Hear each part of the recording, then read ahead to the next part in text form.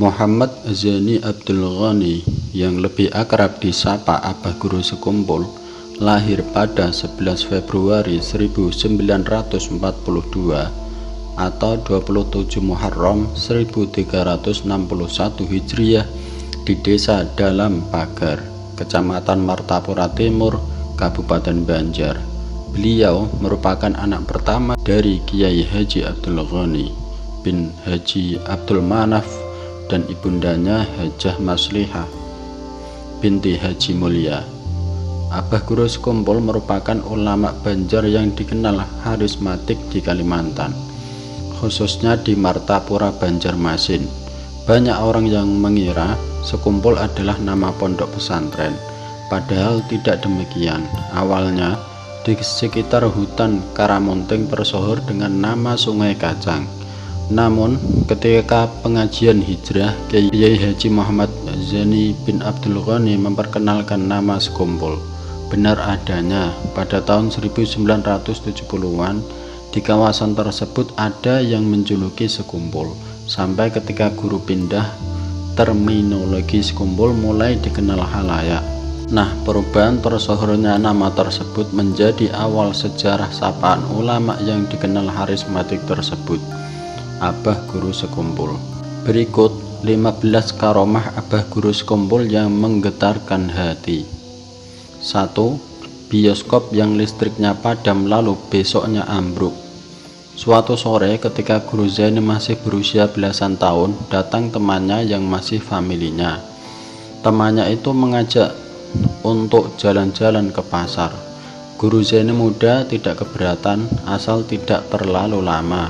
Akhirnya mereka berdua berjalan menyusuri sepanjang pasar, dan tanpa sadar mereka sudah berada di depan sebuah bioskop. Temannya itu mencoba mengajak Guru Zaini untuk masuk ke dalam bioskop.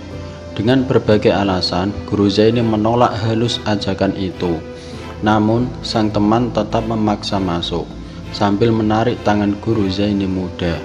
Dengan hati berat, Guru Zaini menuruti keinginan temannya itu. Akhirnya apa yang terjadi? Tanpa diduga sebelumnya, seketika seluruh aliran listrik di bioskop itu mati total dan pemutaran film pun berhenti.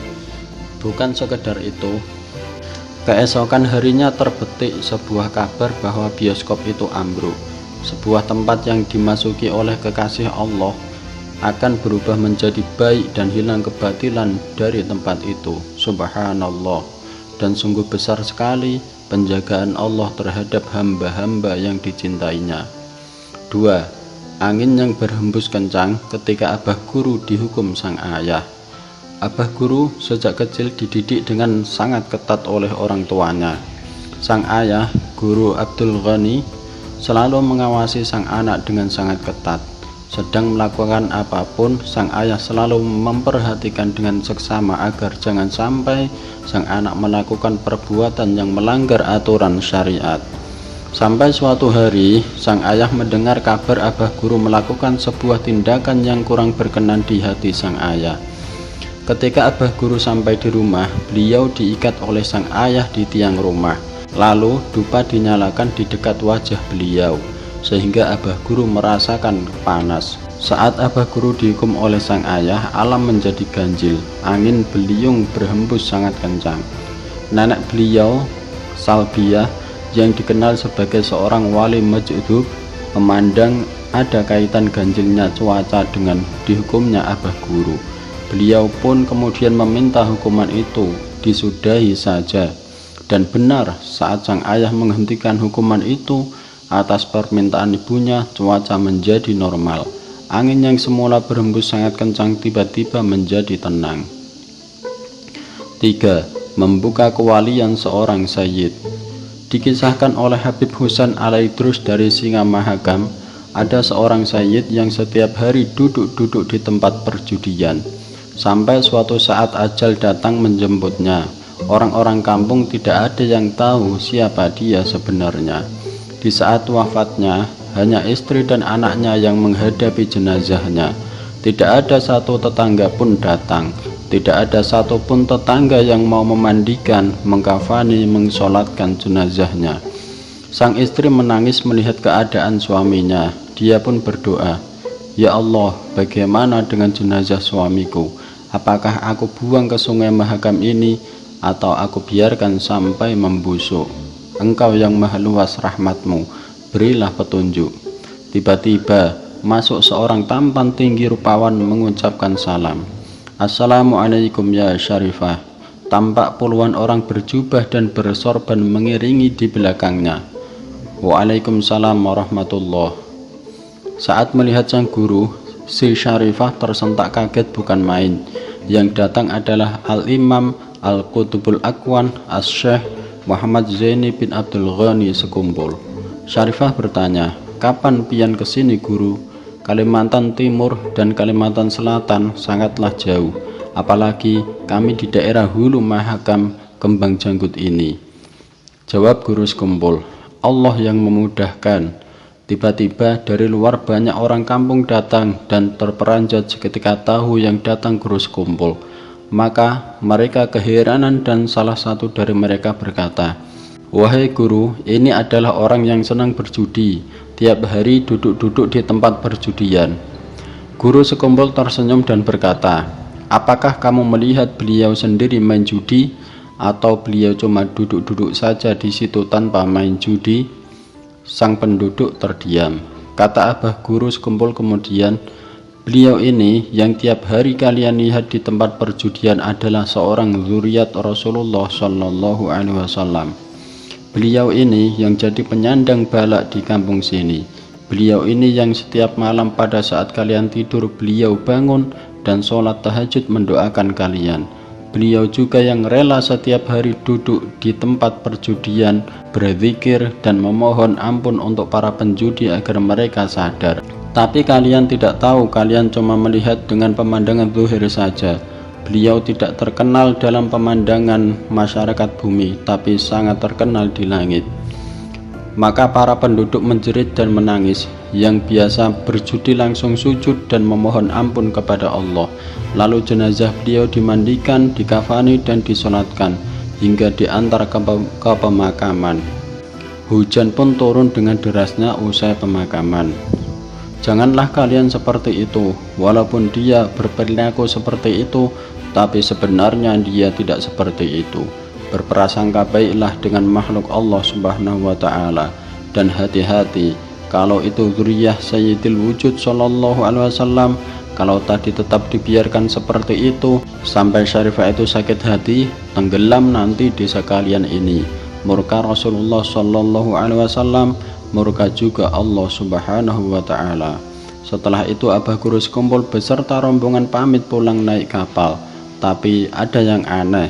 Kapal yang ditumpangi Abah Guru Sekumpul beserta rombongan itu tidak nampak lagi di Kalimantan Timur. Sepertinya itu kapal Alam Jabarut. 4. Harumnya baju melebihi harumnya kasturi. Karomah ini dikisahkan langsung oleh Umi Ela, Ibunda Haji Muhammad Amin Badali dan Haji Ahmad Hafi Badali, bahwa Abah Guru Zaini sering memakai kaos putih apabila tidur, yang mana kaos putih itu bau harumnya Masya Allah sangat harum melebihi minyak harum kasturi. Padahal di rumah itu tidak ada yang punya minyak harum seperti itu, bahkan Abah Guru juga tidak memilikinya. "Aku cuci," kata Umi Ela, "masih saja ada bau harumnya." Umi Ela bertanya, "Bau harum apa ini? Awet sekali tidak mau hilang." Dijawab Abah Guru, "Bagaimana bisa hilang baunya kalau kotanya ilmu datang terus?" Umi Ela paham kalau Abah Guru itu sering didatangi Rasulullah Shallallahu Alaihi Wasallam. Subhanallah. 5. Membelah diri. Ada seorang murid yang termasuk dekat dengan Abah Guru Sekumpul menceritakan ketika ia berkunjung ke rumah Abah Guru Sekumpul. Saat itu rupanya Abah Guru Sekumpul sedang asyik menceritakan sesuatu. Tanpa terasa waktu salat tiba dan si murid menunggu Abah Guru Sekumpul untuk sholat bersama, hingga Abah Guru Sekumpul bilang, "Ayuhan naing emun nyawa hendak sembahyang badahulu," yang artinya silahkan kamu bila mau sembahyang dahulu. Si murid lalu masuk kamar. Ternyata ia melihat Abah Guru Sekumpul sedang sholat dalam posisi ruku. Merasa kurang pas kalau ia masuk kamar, lalu ia mencoba masuk ke kamar sebelahnya. Ternyata melihat Abah Guru sekumpul sedang membaca wirid. Lalu ia keluar kamar lagi dan dilihatnya Abah Guru sekumpul masih berada di kamar tamu. Si murid yang penasaran lalu bertanya, "Yang mana jua pian nang aslinya, Bah? Yang manakah pian yang asli, Bah?" Abah Guru sekumpul sambil tersenyum menjawab, "Asli saja barataan naik ai, asli semuanya itu. Subhanallah." 6. Mempertemukan Habib dengan Rasulullah SAW. Di Tarim sana, Hadramaut, kota para habaib dan banyak melahirkan para kutub, ada seorang Habib sepuh yang bernama Habib Ahmad As-Segaf radhiyallahu anhu yang mengarang qasidah Baina Katifaihi Alama, sehingga di Martapura beliau terkenal dengan sebutan Habib Baina Katifai. Beliau ini seumuran dengan Habib Abdul Qadir Jeddah radhiyallahu anhu. Beliau ini mempunyai kelebihan, malam-malam beliau terbiasa bermimpi dengan baginda Rasulullah SAW. Habib-habib zaman dulu, walau sering bermimpi dengan baginda Rasulullah SAW, masih sakit hati kalau belum bertemu secara jaga yaqadhatan dengan baginda SAW. Semoga kita mendapat mimpi bertemu Rasulullah SAW. Akhirnya beliau mendapat isyarat dari Rasulullah SAW dalam mimpi. "Ahmad, kalau kamu ingin bertemu saya, maka temuilah Zaini Abdul Ghani, guru sekumpul orang Martapura Banjarmasin." Maka bergegaslah beliau menuju Indonesia. Sesampainya di Jakarta, beliau dihalang-halangi orang yang dengki dengan guru sekumpul radhiyallahu anhu. Namun beliau mampu menerobosnya karena ingat dengan isyarat dari baginda Rasulullah SAW. Akhirnya bertemulah beliau dengan guru sekumpul radhiyallahu anhu. Beliau utarakanlah maksud kedatangan beliau, kemudian oleh guru sekumpul radhiyallahu anhu diberi amaliyah yang kemudian beliau amalkan. Tidak berapa lama setelah itu, Rasulullah SAW menemui beliau di pagi hari. Segera setelah pertemuan yaqadhatan itu, beliau melapor kepada guru sekumpul radhiyallahu anhu. Oleh guru sekumpul radhiyallahu anhu dijawab, "Sebelum ke tempat sampaian, Rasulullah SAW menemui saya terlebih dahulu." Langsung seketika Habib Ahmad memeluk guru sekumpul radhiyallahu anhu. Ya, guru sekumpul itu adalah syekh futuhnya atau guru murabi mursyidnya Habib Ahmad As-Segaf. 7. Suara dari jendela Abah Guru. Habib Soleh BSA yang berasal dari Jawa baru tinggal di Kalimantan Selatan. Kemudian beliau mengajar di Al-Falah. Beliau mengajak istri yang baru dinikahinya, seorang syarifah dari kalangan kaya. Begitu tinggal di Kalimantan Selatan di rumah yang sangat sederhana, si istri tidak tahan, kemudian pulang ke Jawa meninggalkan Habib Soleh. Habib pun mengadu ke tempat guru sekumpul. Si Habib disuruh masuk ke kamar guru. Dibukakan jendela dan disuruh teriak memanggil nama si istri. Habib pun bingung, namun tetap melaksanakan perintah dan berteriak, "Syarifah Fulanah binti Fulanah" 3 kali. Kemudian Habib disuruh nginap semalaman. Habib Soleh tidak bisa tidur, maklum beliau baru di Martapura, jadi belum terlalu yakin dengan guru sekumpul. Di dalam hatinya seperti menyangkal, apakah aku konyol berteriak di jendela malam-malam? Sampai subuh, Habib ikut berjamaah walau mengantuk. Sehabis wirid baru bisa tidur. Sekitar jam 9-an dibangunkan dan diajak ziarah ke Habib Basirih oleh guru sekumpul. Habib pun ikut, walau hati masih bimbang, namun tak berani protes. Tatkala sampai di landasan pesawat terbang, ada pesawat akan mendarat, kata guru. "Bib, di pesawat itu ada istri kamu. Kalau tidak percaya, ayo kita masuk ke bandara." Mobil pun masuk ke bandara. Si Habib disuruh turun, guru tetap di mobil. Ternyata benar, istri Habib turun dari pesawat yang mendarat tadi. Langsung dibawa masuk ke dalam mobil. Lalu guru bertanya, "Fah, kenapa kamu pulang ke Banjarmasin?" Syarifah menjawab, "Tadi malam ketika saya tidur, tiba-tiba ada suara suami saya memanggil 3 kali. Langsung saya bangun dan pesan tiket ke Banjarmasin." Habib Soleh pun tidak lagi meragukan guru sekumpul dan sampai sekarang tinggal di Martapura. Uang yang tidak habis-habisnya. Pada suatu hari datang rombongan para habaib dari berbagai daerah ke Kalimantan Selatan, tepatnya di kediaman Kiai Haji Muhammad Zaini bin Abdul Ghani Al-Banjari, Abah Guru sekumpul. Sudah tradisi beliau untuk memuliakan tamu-tamu. Abah Guru apabila menerima tamu dari luar daerah, apalagi para habaib, maka Abah Guru sekumpul akan meminta tamu tersebut untuk menginap beberapa hari di kediaman beliau. Beliau sendiri yang turun tangan untuk melayani para tamu tersebut. Istilah tamu adalah raja. Sangat terlihat dari sikap dan perilaku Abah Guru sekumpul terhadap para tamu-tamu beliau. Sampai pada akhirnya rombongan para habaib itu akan pulang. Maka bergantianlah Abah Guru sekumpul menyalami satu persatu para habaib tersebut yang jumlahnya puluhan orang. Tapi ada yang aneh. Sambil Abah Guru bersalaman dengan satu persatu dari para habaib tersebut, sambil Abah Guru mengambil uang dari kantong baju beliau dan memasukkan uang tersebut ke kantong baju satu persatu para habaib tersebut. Al-Habib Muhsin bin Al-Habib Aqil bin Syahab yang berdiri di dekat Abah Guru sekumpul saat itu sangat mengetahui bahwa di kantong baju Abah Guru tidak ada apa-apa. Kantong baju beliau kosong dan tidak terlihat menggelembung oleh jumlah uang yang banyak. Sampai selesai semua para habaib itu disalami oleh Abah Guru sekumpul yang jumlahnya puluhan tersebut. Terus-terusan Abah Guru juga mengambil uang dari kantong baju beliau yang seperti tidak ada habisnya untuk beliau berikan kepada satu persatu dari mereka. Tidak terasa selesai Abah Guru menyalami dan memberikan uang tersebut kepada seluruh habaib yang jumlahnya puluhan orang tersebut, lalu mendekat Habib Muhsin muda kepada Abah Guru. Berkata Abah Guru sekumpul kepada Al-Habib Muhsin, "Behe hinip aja nyawa Muhsin ai." Maksud Abah Guru, "Nggak usah terkejut, diam saja kalau engkau tahu." Subhanallah. 9. Kopiah pemberian Abah Guru. Salah seorang jamaah Abah Guru berkisah, di kampung saya dahulu ada sopir taksi yang dicarter seorang habib ke rumah Abah Guru sekumpul. Sopir ini berkisah, ramah tamah luar biasa Abah Guru ini terhadap tamu. Sopir ini mengaku kalau jarang sholat. Pas berkata seperti itu diberi Abah Guru sekumpul sebuah kopiah. Sopir itu berkata, "Sejak mulai memakai kopiah itu rasanya terbuka hati ini untuk sembahyang dan tidak mau lagi meninggalkan sholat. Berkah karomah beliau merubah diri seorang menjadi lebih baik." 10. Buah rambutan yang seketika ada di tangan. Ketika beliau masih tinggal di kampung keraton, biasanya setelah selesai pembacaan maulid, beliau duduk-duduk dengan beberapa orang yang masih belum pulang sambil bercerita tentang orang-orang tua dulu yang isi cerita itu untuk dapat diambil pelajaran dalam meningkatkan amaliyah. Tiba-tiba beliau bercerita tentang buah rambutan, padahal pada waktu itu masih belum musimnya. Dengan tidak disadari dan diketahui oleh yang hadir, beliau mengacungkan tangannya ke belakang dan ternyata di tangan beliau terdapat sebuah buah rambutan yang masak.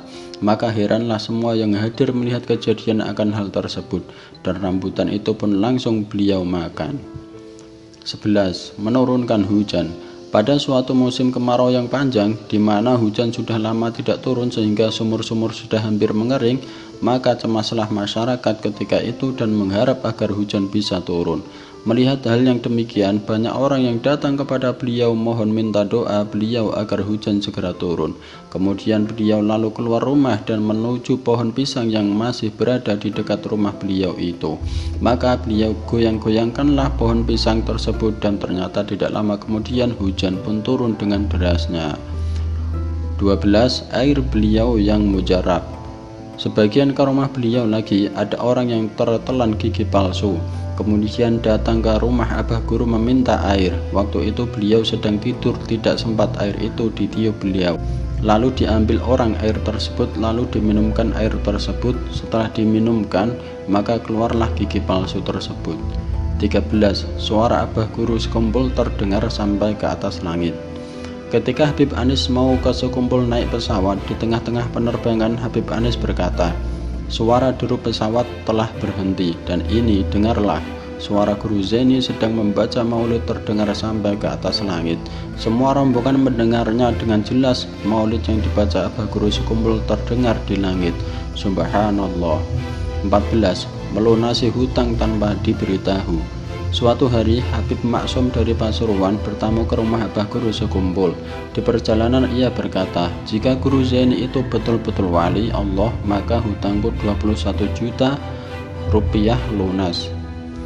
Sampai di kediaman Abah Guru, ia pun disambut dengan ramah lalu dipersilahkan duduk.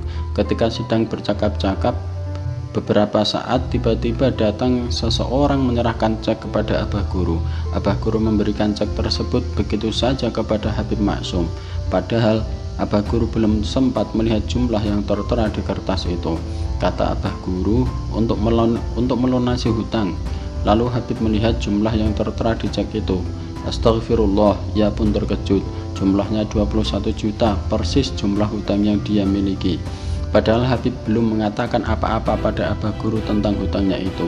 Di sini kita melihat karomah beliau sekaligus kemurahan hati beliau dan bersihnya hati beliau dari cinta dunia. 15. Rasulullah Shallallahu Alaihi Wasallam menyerupai beliau. Karomah Abah Guru sekumpul yang paling besar dan mulia adalah ketika beliau sedang sakit parah yang mengakibatkan beliau tidak bisa apa-apa, dan saat hari itu pengajian beliau yang setelah asar, semua tahu Abah Guru tergeletak di kamar dan tidak bisa apa-apa karena menyandang bala. Tapi tiba-tiba datanglah beliau ke majelis dengan keadaan segar dan bugar seperti orang yang sehat. Beliau mengimami sholat asar lalu mengisi pengajian sampai selesai. Orang-orang mengira Abah Guru telah sehat, namun setelah pengajian terbukalah semuanya ketika salah seorang Habib dari Hadramaut berkata, beruntung murid-murid Syekh Zaini telah dipimpin langsung oleh Rasulullah yang datang dan menyerupai Syekh Zaini. Subhanallah.